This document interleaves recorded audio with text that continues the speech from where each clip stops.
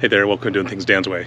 So last week I released a video showing how I upgraded the power system in my old RV trailer here with 3 lithium iron phosphate batteries, a 2000 watt charger, a solar charger, and a Renogy energy meter monitor to tell me the state of charge. So in that video I skipped through all of the actual process of building it, so all of the the making of the lugs and the wires and the interconnects and kind of how it all went together, just kind of mechanical process. So if you want the quick overview version, click up here, go back to the description down below, and you can click on that video, which actually talks more about the individual components and what they're doing, and then just kind of skips into like what it looks like when it's done. In this video here, I'm going to show you kind of all the steps of the actual construction process. So let me show you inside and show you what it looks like now. So currently this is just kind of all stacked up for travel, where the table is down. This is where we have a bed. We just roll out these bed rolls.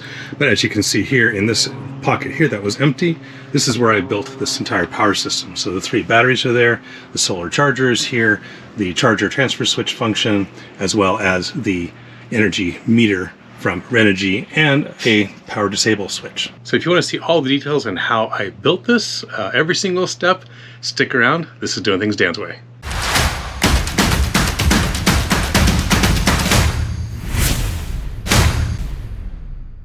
Tools for this job, pretty much all of them.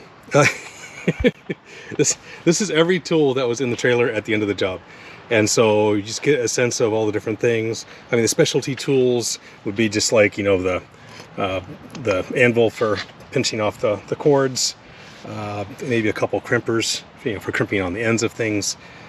Otherwise, it's not a ridiculous pile, but lots and lots of parts. And then of course I will put links, not to every little detail of this here, but to like the specialty tools like this one, to the wire, just even more than back here, more wires, wire nuts, separate fuses, the little fuse pieces. Back here in this quarter here, this is a bed slash table. Back under here, you can see a little display. That's where the battery charger is now, and that's what I'll show you next. The kitchen, everything as heavy as on this side of the trailer. And this side over here, that doesn't weigh much. This is empty. And this is just all storage on this side. So I'm thinking, I'm gonna make this my battery compartment. So I'll put the lithium iron phosphate batteries in here and the converter in here, and basically just reroute where the AC comes in, because currently the AC comes in on this side. So it'll take a little bit of work to do that. But man, look how much space I have here. So I can have a couple of batteries and the converter and the solar charger and everything just hanging out in here, and maybe even have a little vent if I need to. And yeah, so I'm going to build it right there. 2 hours later. As you can see here, I've been working on this. So it looks like a mess right now. But let me show you what I have going on. So I have 3 of the OKMO 12 volt 100 amp hour batteries here. So that's going to give me 3,500 watt hours of power. I have a solar charge converter that's going to connect to these, and then I have a 2,000 watt low frequency inverter, which is also a charger, and it's also a transfer switch. Okay, so the next steps here are to go ahead and get this actual board mounted. Right now it's just kind of sitting there, and then get the shutoff switch and this Renogy current and voltage monitor, the power monitor, get this installed. So I find it works best to use a knife like this and twist it basically away from you, pushing down with your thumb.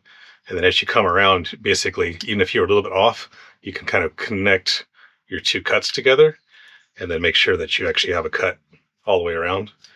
Because when you bend it back, you can see that there's no copper in there. So you can just kind of just push on it a little bit. These are really, really fine wires in there. And so you want to make sure that you're not cutting into the wire too much. Put the ends on, you just kind of make sure there aren't any loose strands around. And we're just going to get them all in there.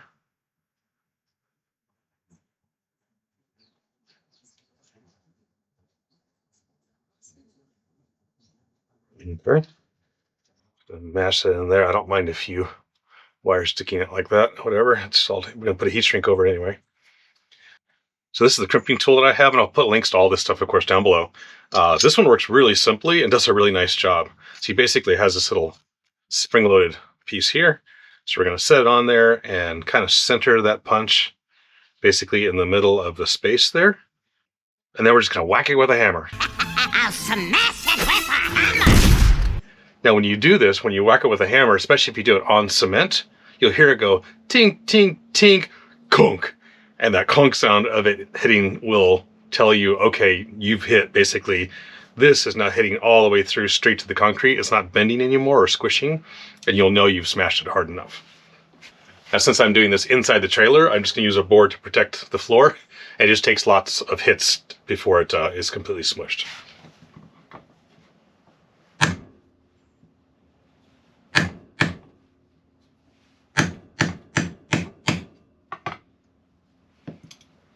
And the nice thing is this thing is spring loaded, so it holds itself together while you're doing that. And then when you pull it out, you'll see you've got this really nice looking crimp. And of course you should not be able to open it up by yanking on it. So give it a good hard yank to make sure that you aren't able to pull it apart. Again, I'm just gonna make sure they're flat and in the same plane.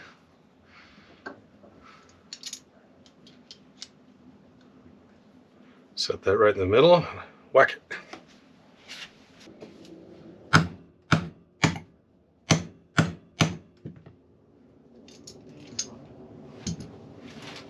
Okay, there's that. I cannot get it apart. So we're good to go. Just put a piece of hinge shrink on, and this kit came with all this, by the way. So you don't have to buy separate pieces. Okay, so before we go any farther, I'm gonna go ahead and hook up these two wires. This is the wire that comes from the outside pedestal when you plug into your campsite.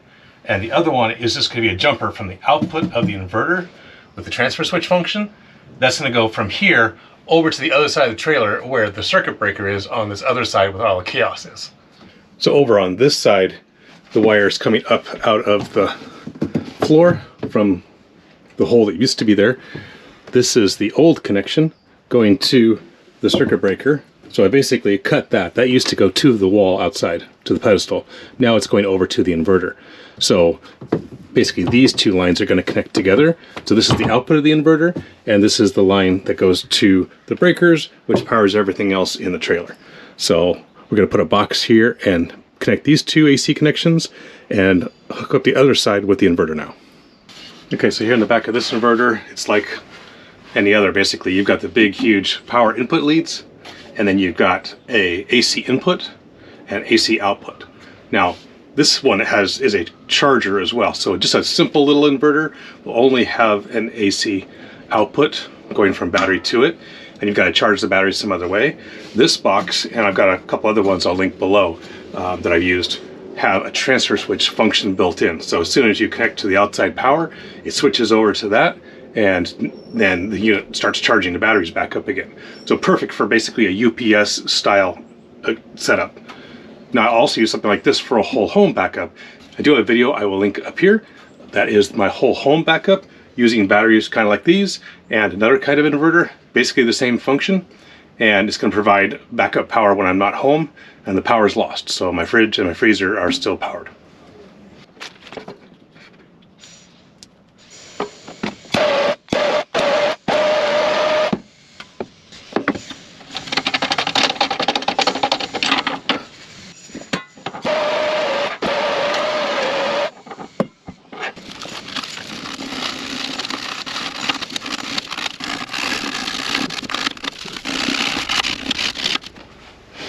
Okay, I'm just using a little bit of sandpaper to clean these off because I don't want any resistance on these contacts. This is where there's going to be a couple hundred amps coming in, and those contacts were looking pretty scuzzy. So just going to brighten everything up before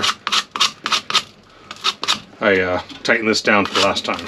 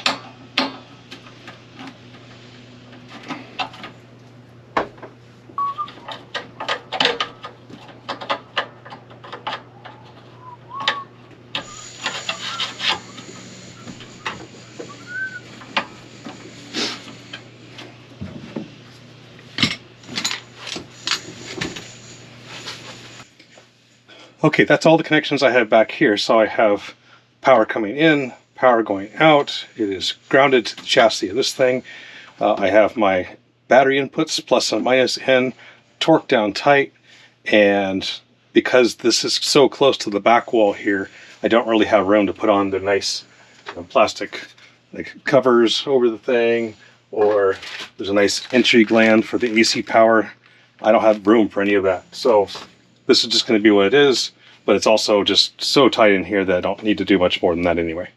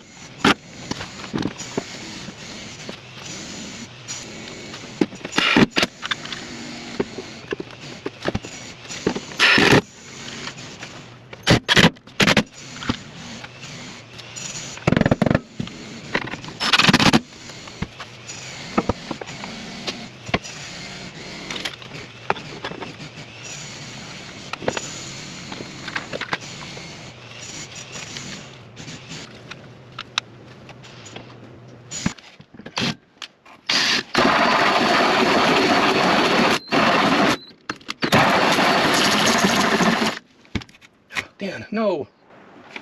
No.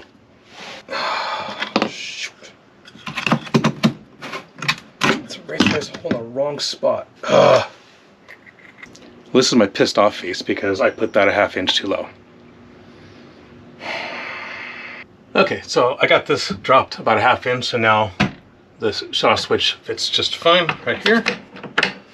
And so now I'm making the bits and pieces to connect the dot from the negative terminal to the switch to the battery monitor, and the battery monitor out to the inverter.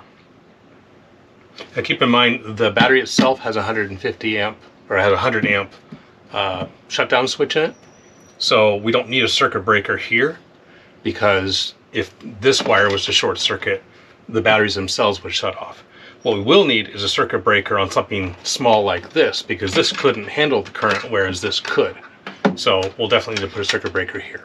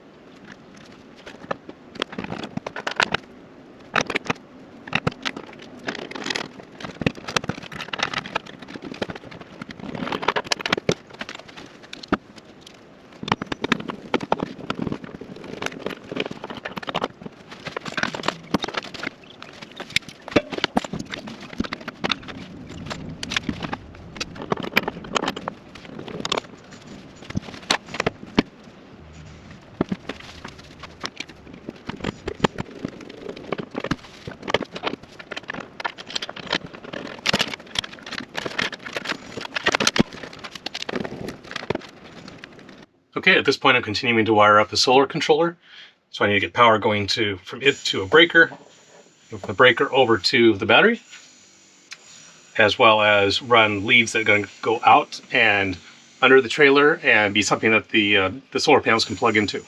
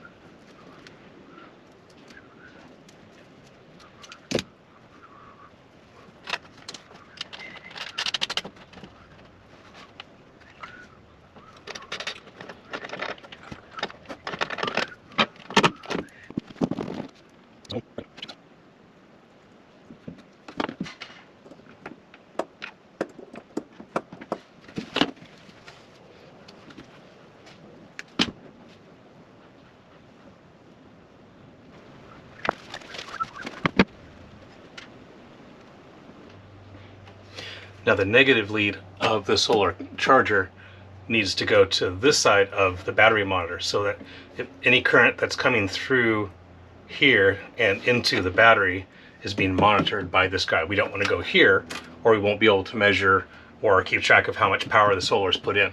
So this lets the Renogy have access to all the power coming and going from the battery.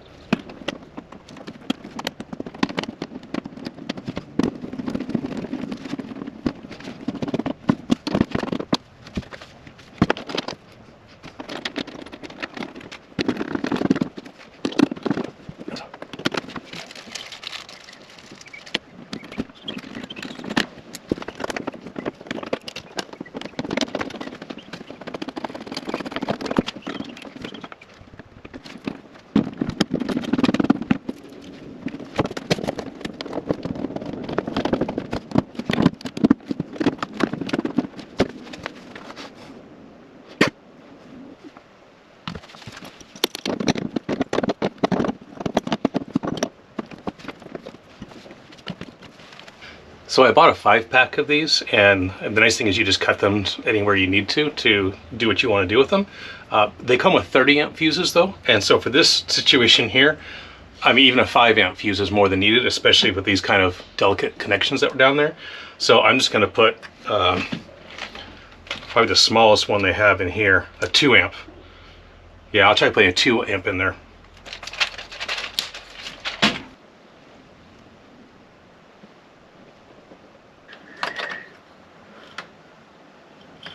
Okay, so that's a 5 amp fuse. The 2 amp was so thin and floppy it wouldn't go in the contacts. So anyway, that's the 5 is great. That'll work. Let's see. Let's get the communications wires connected to the display. So one goes there and one goes right there.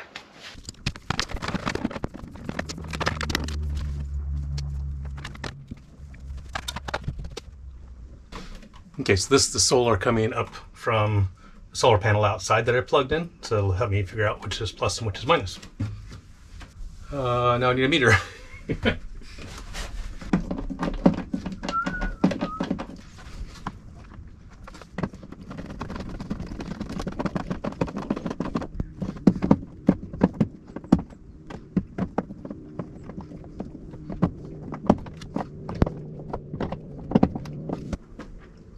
Okay, what do you think? Should we turn this thing on? We can't, because the other side's not done yet. The output of this is still bare wires over there. So let me go finish that up. Okay, so this is power coming from the transfer switch inverter, and this is power going to the switch breaker, the breaker box, which is right here for the whole trailer. So these two are going to get wired up into this box together.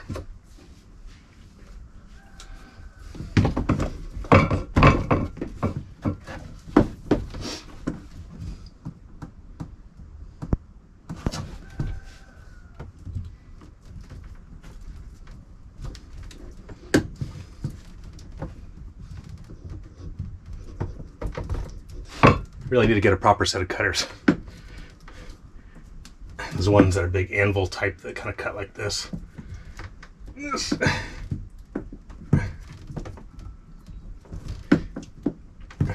is 4 number 8s.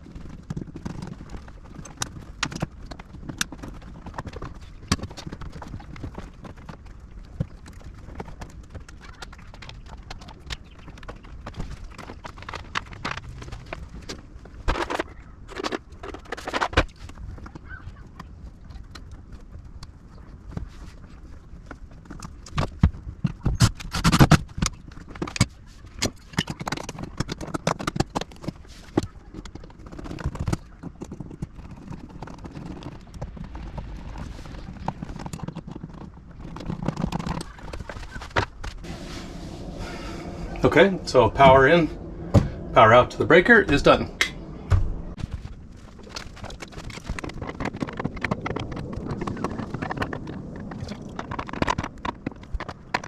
Okay, it's been a long day. I think I'm ready to try turning it on. So the people hate the idea of the inrush current causing a spark. There's a secondary reason. If you had something miswired, you don't want it to go boom. So what I have here is a resistor of unknown quality. I think it's a 5 ohm or so. I can shunt or short across the on switch here, and what that'll do is it'll allow enough power to flow that if there's something wrong, it'll be kind of obvious. It'll be sparking like crazy. Or if things are correct, which I expect, obviously, the displays will power up on things. So I expect this display to power up, the Renogy battery monitor to turn on, as well as the remote display for this guy. So let me just short across the, oh, we do need to turn on this guy too. That delivers power here. So if I short across it, there we go. See, the display popped on there.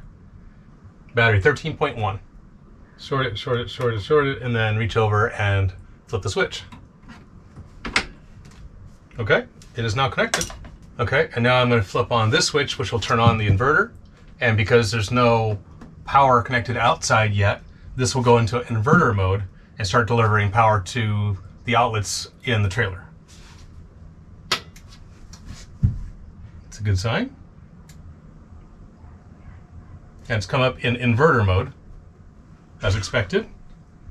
So let me grab a meter and look at one of the outlets in the trailer. Okay, well, the lights are on. This is like just a fixture I'm using for filming. Here to here is showing 121.8. Well, let me show you where we're at. It's getting close to the end of the day. The sun is going down. It's been a long day. Let me show you what I've got here. This is all done over here. This whole area is cleaned up. This is all just trash in here right now. I need to get that cleaned out and put away. Over here, everything is looking good. So the batteries are all together and happy. The solar charge converter is mounted and it is functional. The problem is the sun went down on me, so I can't exactly test it, although I tested all these on the bench already, so I know they're good. The breakers are in, charge manager is in, which basically tells us state of charge and current power coming and going. The switch is in, so we can come down here and just flip the whole system off if we need to. And that is available. Let's see, what else do we have here? Of course, the inverter's in and mounted. The displays are working fine. Right now it is showing we are consuming 35.9 watts right there. And the Renogy needs to go through a full charge cycle to see the batteries top off, and then it'll know that it's fully charged. It can't know about the other two batteries I just stuck in the system, so that's where it's at. And then the solar charge controller, of course, is there, and that is looking good as well. So that's kind of maybe an awkward spot to have them, but when we're sleeping, we don't want that light shining on us. As well as when I am in here and I want to see how the solar panels are doing or what is going on, I can just look in here and take a peek and okay, there's my values. Okay, looking good, okay.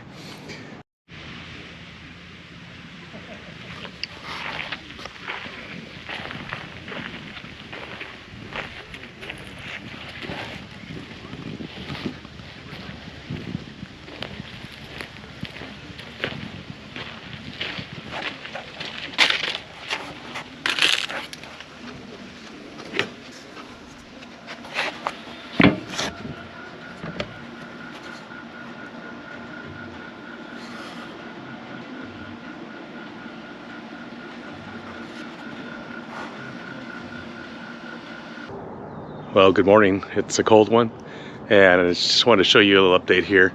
So the trailer is up and running. I've got a couple panels out here that are keeping it status quo, and looking on the inside, it's basically all back together again. I have that out for the moment, but looking down here, we have the battery fully charged. Just sitting here, it's consuming about 31.5 watts. That's just the inverter running, and maybe something else. The fridge is actually on but not running at the moment. And you can see the solar panel is in, but it's in the shade, so it's only at 14 volts. Oh, it's actually 14 volts, 0.2 amps. So it is actually trying. Even in this, you know, low, deep shadow, it's still producing a little bit of power. So this is basically able to keep this trailer up and running continuously, 24/7, with that amount of panel, that amount of battery, and everything up and running. So that's a wrap on this project. I really like how this came out. It looks like a really clean install. I'll have links, of course, below in the description for all the products that I use, including any discount codes I've gotten from manufacturers on those. The videos up here are other things I've done on power systems. Hit those up, smash my face, give me a thumbs up if you appreciate it, and comment below any questions you have about the way I put this together. I'm here to answer questions and to talk about your system if you're interested. Until next time, guys, be blessed. Know God loves you.